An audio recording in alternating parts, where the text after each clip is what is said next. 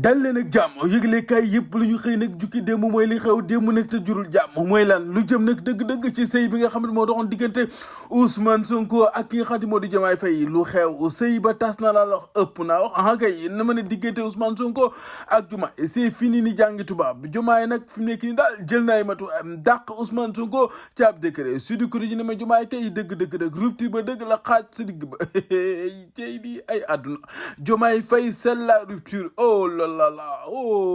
révocation du premier ministre ak chute du gouvernement daal la ñu nemmeeku jamono ji daal jàppale fi nekk loolay mooy xel Walf Quotidien daal lii mooy guerre au sommet de l'état dëgg nag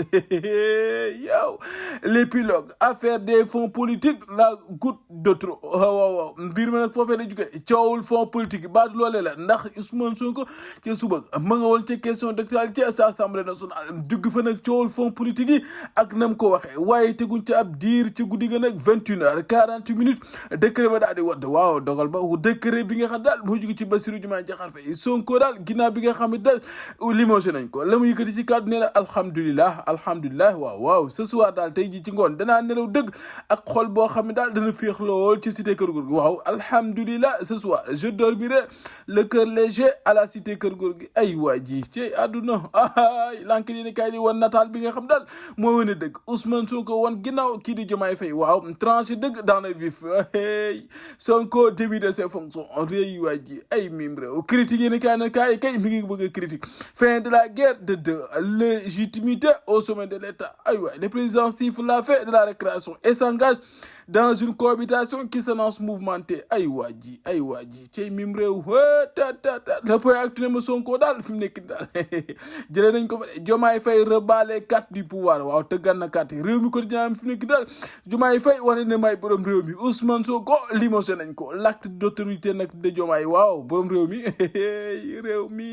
Sénégal l'informé yéen kay naan Diomaye daal répudie Sonko ay le compagnonnage Diomaye Sonko se fracasse sur l'épreuve du pouvoir ay nguur le kenn xamul lu mu doon le couple Diomaye mooy Sonko vole en éclat ay waay décryptage d'une crise politico-institutionnelle inédite yërëma yëgle kaay bii rek l'informé boo ko yëree daanaka xibaar yëpp ngay am Les Échos yéene kaay naam loo ci mën a dégg jàppale Sonko daal mii nga xam daal daanaka waajaloon na boppam ay bagage am jóge na Petit Palais fi nekk ni ba da koo yëgoon yow 21h40 bi mu jotee daal wax lañ ko daal di limogé ca biti la wax ca fële ca primature yow cey les économes dogal la boo xam ne daal fi mu nekk ni moom premier ministre daal ginnaaw quelques heures bi nga xam ne jóge ci assemblée nationale dogal bi wadd le gouvernement fi mu nekk daal war a nag évacuer les affaires courantes ay waa ji grosse équation bi nga xam nag kan mooy nag yëlimaane jëwriñ ji ñu war a tànn ginnaaw bi moom dana am liggéey bu ko xaar de la ilaha illallah Sonko daal quitté na Petit Palais et 23h44 sol ab blouson ak capuchon te muy dëgg les proches ñi koy jege nag dëgg doon ko xaar bundu këram waaw la députée Yacine Samb moom nag ma ngay jàkkaarloog El Hadj Malick Ndiaye di ko mettre devant ses responsabilités forte mobilisation bi nga xam nag am na dëgg-dëgg ci cité Kër Gorgui démb kenn ko naatable Abass Fall moom ma ngi ko fekk mag foofee daal la leen ñaanal réew bu Sénégal ngir nag li nga xam daal moo ci xew ak jamono ji Ousmane Sonko yor naa ma fi nekk daal jàpp ne Sonko nee na bye merci beaucoup bye maa ngay ñibbe coono ko woyoon waaw yor ni kaana mu di populaire à la trahison politique ay Diomaye osa yow direct ñi sama fi nekk kay finalement Diomaye daal dàq na Ousmane Sonko ay waay Seydi ëpp naa wax kay loolee li nga xam daal moo am fi nekk nii susuanam moo tax daal qui le vire les cartons quittent le Petit Palais pour citer Kër Gorgui que le vire les cartons quittent le Petit Palais pour citer Kër Gorgui ay waay de passage à l'Assemblée nationale waaye Sonko la pique Diomaye waaw am na lu ko wax de le président de la République daal nee na daal dafa trompé dafa jum ci fonds politique de lii waxi Sonko nag ay waay loolu nag rëy na di kay mu ne nag j'espère qu'il reprendra sous ses esprits ay kii di fekk réew nga naan daal xel man tàggo nag sa gob commence a dégg lii waaw ma ne même dans les grandes démocraties comme la France nee na fonds politique yooyu dañ koy contrôler la c'est une promesse électorale bu ñuy diggoon askan wi tey nag jàppal ne fi mu nekk ni daal dañu ko war a respecter nag waaw ci kanamu Sénégal yi waaw digga bor la ñàkk ko def woon la tey de Il m'a demandé de lui accorder du temps pour faire ses observations. Je lui ai concédé cela. Mais dans les prochains jours, s'il ne fait rien, je reviendrai. xam nga fooy delluwaat yow ma ñu dàq waaw nee na ma waxtaanoon na ci njiitu réew mi ne ko dëgg-dëgg nag nañu encadré fonds yi jot nañu encadré te ñoo ko diggoon askan wi ma daal koy bàyyeeg temps may ko temps waaye temps ba daa am app ndekete yoo defu ko waaye dama ne bu ko deful nag bés dinaa fi del si waat dina leer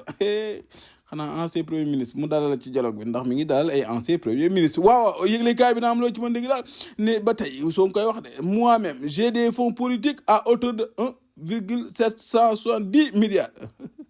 ëpp naa wax déet yow taxawoon fii nga ne amooy fonds politique déedéet damaa jum wala kay waaw moom Ousmane Sonko mooy wax de ne moom mii am na sax fonds politique toll ci 1,770 milliards de francs CFA maanaam ci primature waaw ce n'est pas un débat de personne mais de principe. Aucun centime qui appartient aux Sénégalais ne doit échapper au contrôle waaw nee na daal dërëm boo xam ne daal Sénégalais yee ko moom waruñu ko ñàkk xam xabaruñu xam li seen alalu réew fa muy dugg loolu nag tamit dëgg la de loolu daal ànd naa ci Ousmane Sonko waaw tey mim réew baadu liy jural dàq bi libération naan daal la fracture ëpp naa wax mbéte blessure waaw l'évidence naan de compagnonnage politique à rivaux le duo vole en éclat waaw Ousmane Sonko daal ne alhamdulilah lu ci mën di am daal mooy danaa ne la xal bu dal ca cité kër googu waaye jàppale fi nekki daal désaccord bi am ci fonds politique yi jàpp nañ ne mooy la goutte d'eau qui a fait déborder le vase de waaw ces ministres et DG alliés de Sonko qui a affirmé publiquement leur loyauté waaw ñoom baa duñ leen ca topp waaye ëpp naa wax loo ci mën dégg daal mooy fi mu nekk daal li xew ci réew mi daal ëpp naa wax ay waay cey wi lii politique daal kenn xamulu mu doon tribune yéene kaay naa ma Diomaye daal tàggoo nag Ousmane Sonko ay waaji waaye Sonko ne daal lu ci mën di am daal alhamdulilah tey jii ci ngoon daal moom daal nee na démb ci ngoon sax tëdd na ci xel mu dal ca cité kër googu le limogeage du leader de Pastef fi mu nekk daal indi na dëgg li ñu wax facto la dissolution du gouvernement waaw voilà bëggul ñu suuxal ko kay les membres du gouvernement sortant instruits d'expédier les affaires courantes dans l'attente de la constitution d'une nouvelle équipe gouvernementale ay lii cette rupture confirme les tensions qui opposent le chef de l'État et son PM ay waay les ministres directeurs généraux hostiles au président Diomaye vont sauter waaw loolu kay du bett kenn parce que va se scinder en deux ay waay ëpp naa wax moo tax Babacar Diouf ci yëglekaay bi loo ci mën daal fi mu nekk nii daal le peuple bi doit se montrer beaucoup plus exigeant quant à l'utilisation de ces ressources waaw alalu réew mi dañ ko war a xoolaat ndax lëndëm kurus gi am ci fonds politique lees war a lijjanti waat la nag ndax dëgg day ubbil aw yoon ñiy def wàllum guerre ak corruption waaw tamit dëgg waaw ak li ñuy wax enrichissement illicite alal ju kenn xam fu mu jógee terewul ci yëglekaay bu groupe des médias di ma xam ne daal Diomaye moom ma ngay wéyal ay consultation daal ginnaaw ex premier ministre yi ma nga cee nag ministre de l'intérieur yi ñi ko nekkoon ay jamono waaw xanaa ex premier ministre doo ci boole Ousmane Sonko naa noppi sax wax ju bëri baaxul de mim réew ci mën a dégg daal mooy fi mu nekk daal Sénégal daal ku wax lii wax la ci des tey lii ku waxoon lii ay waay ci politique kenn xamulum daal liñ naan du ëmb day xëy rek wasin la si yéene kaay naam fi mu nekk daal Diomaye viré na Ousmane Sonko insubordination manque de respect ak lii di bras de fer au sommet de l'État moo ko jural waaw ñàkk a jox cër njiitu réew mi ëpp naa wax loo ci mën dégg daal le président fait erreur moom loolu la wax ci fonds politique yi xam naa lii daal doy naa wax fi mu nekk nii daal ay waay cey lii te maa yem fii waay mbir mi kat daal doy war vox populi ma casse le duo Diomaye daal toj na duo ba et la dualité le tandem vire à la rivalité politique Sonko retourne dans l'opposition ëpp naa waaw ci opposition ma lay dem kay déet waay fekk fa gars yi waaw loo ci mën a dégg daal Sonko daal day dellu ci opposition bi ay waa ji les saillies du PM à l'Assemblée qui ont pesé sa chute waaw la mu wax nag ci assemblée daal moo ko jural lii loolu la gars yi foog de xëy na baa du ñu jëm ci nag ci user l'arme de la motion de censure contre son successeur Abdoulaye bu samp de man naam ko fay wut tamit de voilà bu dee dina def déclaration de patrimoine te bu àgget la ko fay xaar mooy motion de censure lu ci mën di am daal foule ak folle ambiance moo amoon cité kër góor gi ginnaaw bi nga xam ne daal jamono ji partisan mi daal dëgg-dëgg nag jëlaat nañ seen yoonu xeexukaay leur champ de guerre seen woy yooyee ñu daan woy Sonko na mu na la Sonko na mu na la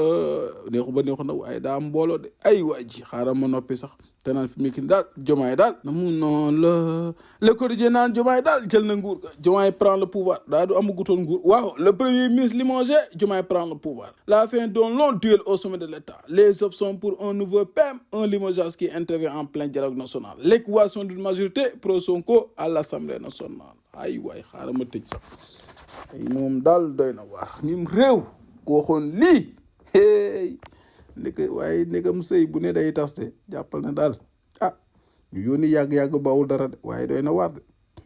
cey li ay mim réew ku yeewoon doom maam ñi laan jag jokoy Léopold Sédar Senghor ne ko lii moo am ci réew mi danaan waaw lii de bettuma ndax Sénégal noonu la bindoo ndax Sénégal réew la boo xam ne politicien li mu lay wax ak li mu def du bokk cey li Macky Sall moom danaan la vraiment les Sénégalais war nañ ko xaar parce que ba fi jógee gis nañ ne dañ bëggoon ma dem waaye tey ji soxla war teg ba tëll si wat waaye fi mu tollu ma leen maa ngi lëjante Nations Unies ay lii day na waar xaaral sax ma noppi ñu yendoog jàmm